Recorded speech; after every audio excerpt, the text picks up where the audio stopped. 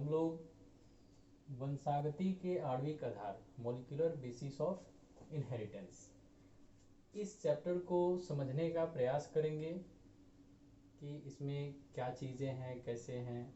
जैसा कि हम लोग जानते हैं, मेंडल ने जो भी इनहेरिटेंस का पैटर्न दिया कि किस तरह से पैतृक लक्षण यानी पेरेंटल कैरेक्टर्स जो हैं किस तरह से इनहेरिट करते हैं, एक पीढ़ी से दूसरी पीढ़ी में जाते हैं, कैसे वो कभी एक्सप्रेस होते हैं, कभी जो है हिडन रह जाते हैं, मतलब कभी दिखाई देते हैं और कभी दिखाई नहीं देते हैं। पिछले अध्याय में हम लोग इसको पढ़े भी थे।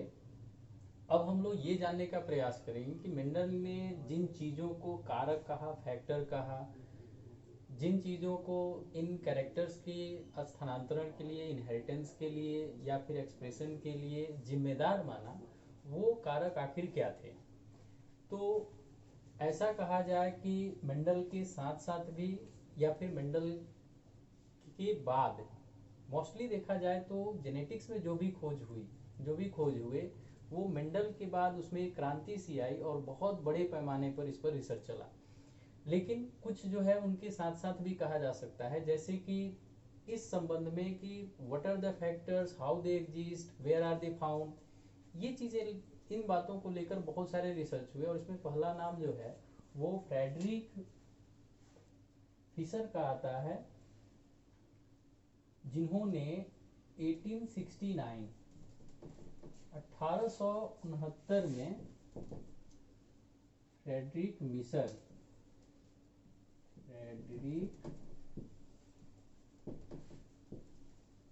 मिशर इन्होंने क्या किया कि एस्पर्म यानी शुक्राणु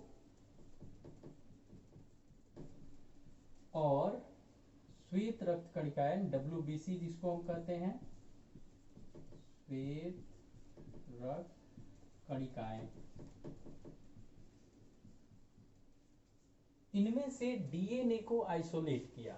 और डीएनए को आइसोलेट करने के बाद इसका नाम इन्होंने रखा न्यूक्लिन, क्योंकि इसको इन्होंने नाभिक से या न्यूक्लियस कहें, नाभिक कहें, केंद्रक कहें, न्यूक्लियस से प्राप्त किया था, इसलिए इसको न्यूक्लिन कहा। इसके बाद आगे जो आता है उसमें एक थे फिशर, इन्होंने 1880 के आसपास, चूंकि फिशर और कोसेल एक और वैज्ञानिक थे, जीव वैज्ञानिक थे कोसेल, इनका नाम साथ साथ आता है। इन्होंने बताया कि डीएनए जो है यह प्यूरीन और पायरिमिडीन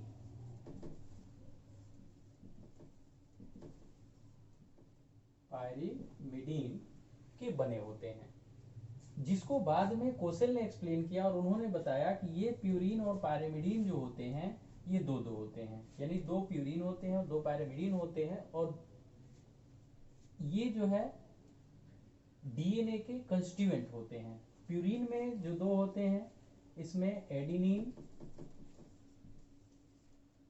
और गुआनिन,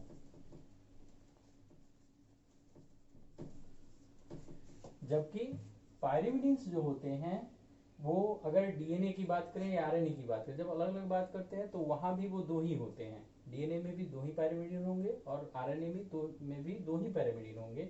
लेकिन एक्चुअली में जो न्यूक्लियोटाइड्स होते हैं या नाइट्रोजनस बेसिस हम कहें, वो 5 होते हैं, जिसमें से आरएनए में थायमीन की जगह यूरासिल पाया जाता है। तो यहाँ चूंकि हम डीएनए की बात कर रहे हैं इसलिए हम 2 ही पायरिमिडीन्स लिखेंगे, जिसमें कि थायमीन और साइटोसिन। ठीक है, तो 2 जो है प्यूरीन और 2 पायरिमिडीन्स।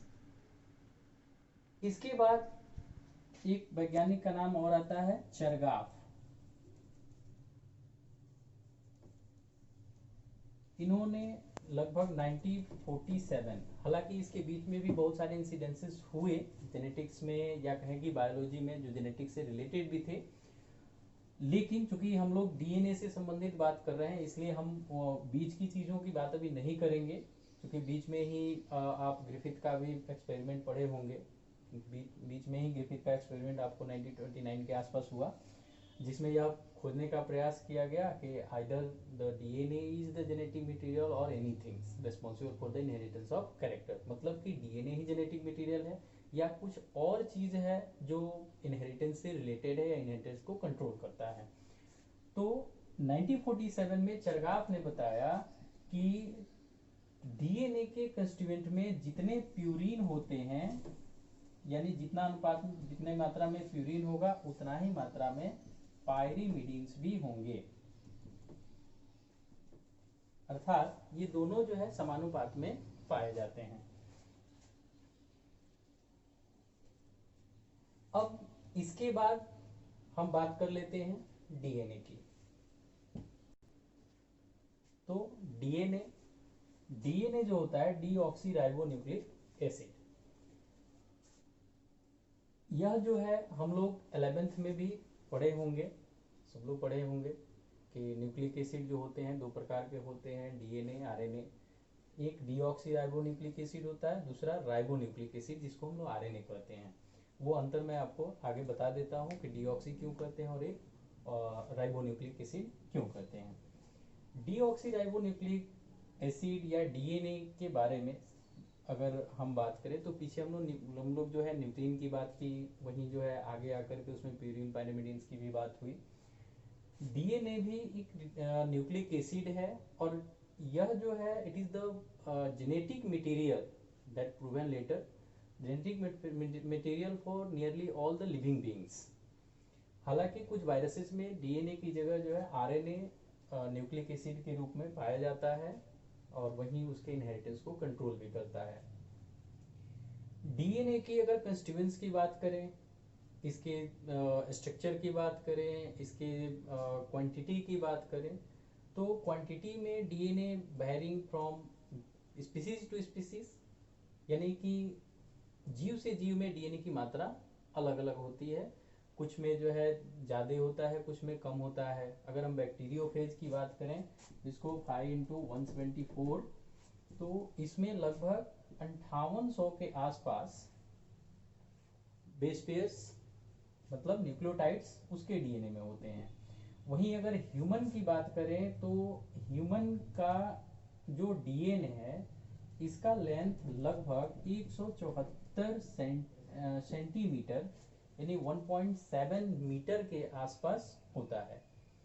अब इतनी बड़ी चीज है, how it contains in the nucleus, यह जो है न्यूक्लियस में रहता कैसे है, तो उसके लिए भी आगे हम लोग प्रोसेस पढ़ेंगे जिसको डीएनए कॉइलिंग कहा जाता है या कुंडली पैकेजिंग हम लोग कहते हैं। तो वो है। इसके अलावा और भी अलग अलग जीवों में अलग अलग बेस पेयर्स पाए जाते हैं, मतलब कि नंबर ऑफ बेस पेयर्स अलग होते हैं तो उनका लेंथ भी अलग होता है। अब इसके कंस्टिट्यूएंट्स की बात करें तो कोई भी डीएनए हो या आरएनए हो, न्यूक्लिक एसिड जो है वह एक्चुअली में पॉलीमर ऑफ न्यूक्लियोटाइड्स। न्यूक्लियोटाइड्स का स्ट्रक्चर आप लोग 11th में पढ़े होंगे। न्यूक्लियोटाइड्स जो होता है उसमें 3 मेजर कंपोनेंट्स होते हैं। एक होता है पेंटोज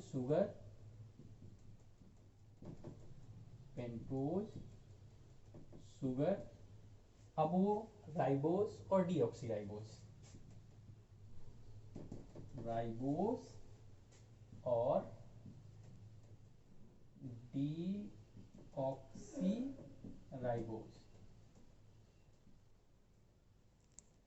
वही अंतर जो हम पीछे बोले कि एक राइबोज होगा दूसरा डीऑक्सीराइबोज होगा, यानी कि एक ऑक्सीजन इसमें नहीं पाया जाता है। अब हम पेंटोज शुगर का स्ट्रक्चर देखें तो यह जो है 5 कार्बन मॉलिक्यूल से बना होता है जिसमें एक ऑक्सीजन।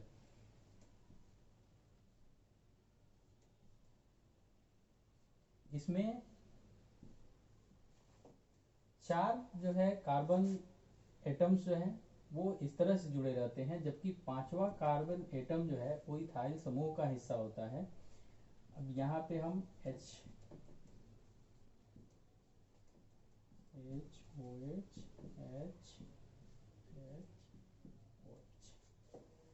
ऐसे जो है इसका स्ट्रक्चर होता है। ये अगर ऐसा है तो हम इसको राइबोज शुगर कहते हैं, जो आरएनए में पाया जाता है। जब डीएनए में डीऑक्सी की बात करते हैं तो यहाँ से ये ऑक्सीजन जो है रिप्लेस्ड हो जाता है, तब हम इसको डीऑक्सी राइबोज कहते हैं। अगर यहाँ ऑक्सीजन है तो हम इसको राइबोज कहेंगे, और अगर ये ऑक्सीजन नहीं है तो इसको डीऑक्सी राइबोज कहते हैं। यह डीएनए और आरएनए दोनों का हिस्सा होता है पेंटोज शुगर। इसके बाद जो है आपको, जैसे कि पहले भी हम लोग बात किए, दूसरा जो कंपोनेंट होता है वो होता है nitrogenous base, nitrogenous bases. Nitrogenous bases में वही प्यूरीन और पायरिमिडीन,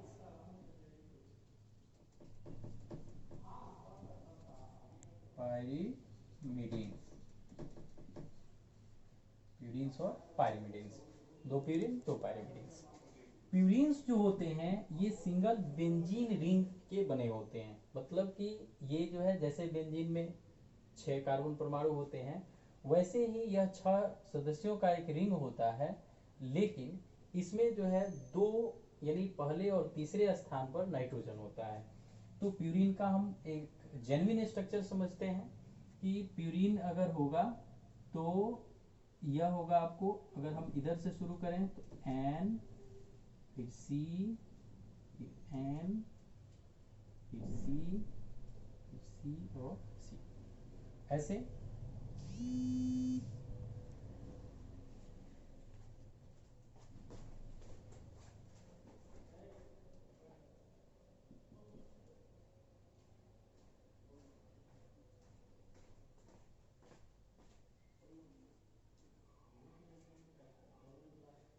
ये अगर है सिंगल रिंग में है तो ये प्यूरीन होगा, सॉरी पायरिमिडीन होगा, मैंने इसको जो है लिख दिया, ये पायरिमिडीन होगा। और प्यूरीन्स जो होते हैं वो डबल रिंग के होते हैं। इसमें जो है चौथे और पांचवे, जैसे इसमें हम काउंटिंग जो करते हैं वो 1 2 3 4 5 और 6, तो इसमें चौथे और पांचवे जो कार्बन परमाणु है इससे एक इमिडाजोल रिंग जुड़ जाता है। तो अब हम अगर हम प्यूरीन का जेन्युइन स्ट्रक्चर देखें तो यहाँ पर सी एन, सी एन, सी, सी। अगर इसमें देखें तो यहाँ पर अब जुड़ जाएगा एन सी, ठीक है। अगर ऐसे है तो यह जो है आपको प्यूरीन्स हो जाएगा। यानी हम जब थायमीन, साइटोसिन और यूरासिल का स्ट्रक्चर देखेंगे तो इस पे बेस्ड होगा, और एडिनिन और ग्वानिन का स्ट्रक्चर देखेंगे तो इस पे बेस्ड होगा। अब इसमें जो है अमीन समूह वगैरह लगा रहता है। तो अब इसका जो तीसरा कंपोनेंट है वह कंपोनेंट है आपको फॉस्फोरिक एसिड, फॉस्फोरिक एसिड, जिसको सिंपली जो है हम लोग फॉस्फेट भी कहते हैं।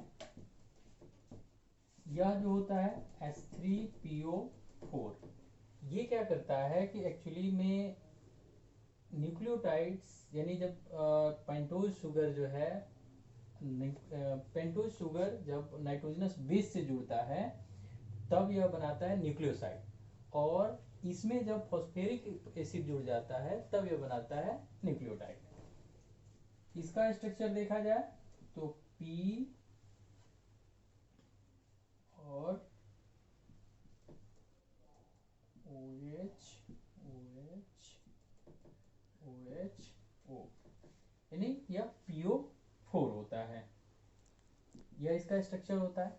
ये जब न्यूक्लियोसाइड से जुड़ता है तो न्यूक्लियोटाइड का निर्माण होता है, और उसके बाद बहुत सारे न्यूक्लियोटाइड जुड़ करके डीएनए स्ट्रैंड या आरएनए स्ट्रैंड जो भी कहें वो उसका निर्माण करते हैं। आगे जो है इसमें हम लोगों को अब इस चैप्टर में जो पढ़ना है वो डीएनए का मॉडल, डीएनए का जो वाटसन और क्रिक द्वारा जो मॉडल दिया गया था उसका हम लोग जो है डीएनए का मॉलिक्यूलर स्ट्रक्चर या डीएनए का आणविक संरचना भी हम कहते हैं, उसको हम लोग अगले वीडियो में डिस्क्राइब करेंगे।